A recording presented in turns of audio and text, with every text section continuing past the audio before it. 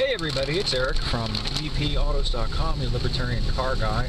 I'm going to try and just pan around the interior here of this 2025 Toyota 4Runner, which many of you probably already know has been heavily updated, at least in terms of what's under the hood and also the interior. The under the hood stuff is probably the most controversial for, gosh, I don't know, 14 years now. The 4Runner has come standard with the workhorse 4-liter V6. Great engine in terms of just being solid, low maintenance, long-lived. Things will go 250,000 miles before anything significant goes wrong with them if you don't abuse them. Anyway, Toyota had to get rid of the 4-liter V6, not because people were clamoring for something different, not because it used too much gas, but because of compliance pressure having to do with federal fuel economy requirements and also federal emissions requirements. And I always sarcastically emphasize that word because the emissions that we're talking about are those of carbon dioxide, which, whatever you think about climate change, has got nothing at all to do with pollution. We've just kind of rebranded it. Anyway, the thing is, when you have a 4-liter 6, it's just difficult to nigh impossible to bring the gas mileage up and to bring the emissions of CO2 down because of cylinder volume. You've got a 6-cylinder engine, and all those cylinders are constantly moving air, pumping air, burning fuel, and by dint of that, there is always CO2 coming out of the tailpipe.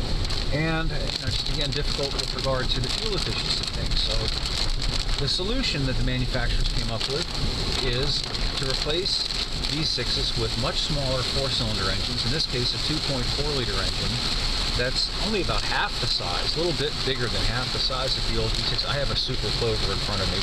Oh, it's raining. We have to reduce our speed to a crawl. Even though I have an Audi with 4-wheel drive, or I should say all-wheel driver, never mind. Oh, we got to drive as if we're driving a 78 Malibu with an open rear axle and bald tires. Oh, Clover. Sorry for all of the sarcasm. I just get so tired of having to deal with these people. Thought I moved far away to get away from them. Anyway, back to what I was talking about. So the manufacturers come up with these small 4-cylinder engines, which by themselves would not be adequate to move a vehicle this heavy, well over 2 tons. So they add a turbo to it, and what you end up with is an engine that can produce on demand the power of the 6-cylinder engine that it's replaced, but by and large will get a significantly better fuel economy typically. And that helps with the compliance costs. And when the engine's not under boost, because it's a smaller engine, 4 cylinders, it generates less in the way of gases. Oh, bye-bye, Clover. Oh, he's probably very shocked that I had the temerity to pass him. He's flashing his lights at me. Oh, Clover. Oh, it's not enough that Clover has to drive slow. Everybody else has to drive slow for safety. Ooh, holy cow. Anyway, where was I?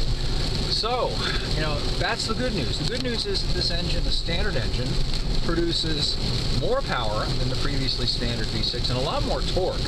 And that's why the 25 4Runner can pull 6,000 pounds standard towing capacity, which is 1,000 pounds greater than the rated towing capacity of the V6 in last year's 4Runner. So that's pretty good.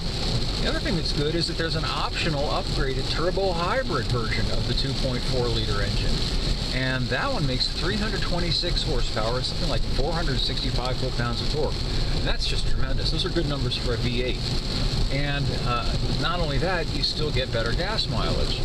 And that's all good.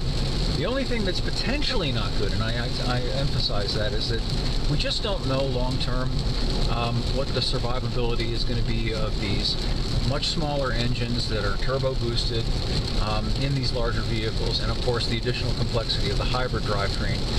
anybody who knows anything about the 4Runner and also the Tacoma knows that the V6 equipped versions of those things, they just lasted forever. 250,000 miles means you could drive the thing typically for 15 to 20 years or even longer before having to worry about any expensive repair coming up. And we just don't know how well and how long these smaller engines are going to last, going forward. Until we get there, we have to go through the future and just see what happens. So again, I'm just saying that, it seems like the engineers have pulled off a near miracle in terms of dealing with these compliance pressures and at the same time not only maintaining but even increasing the power that these little engines produce relative to the big engines that they took away from us.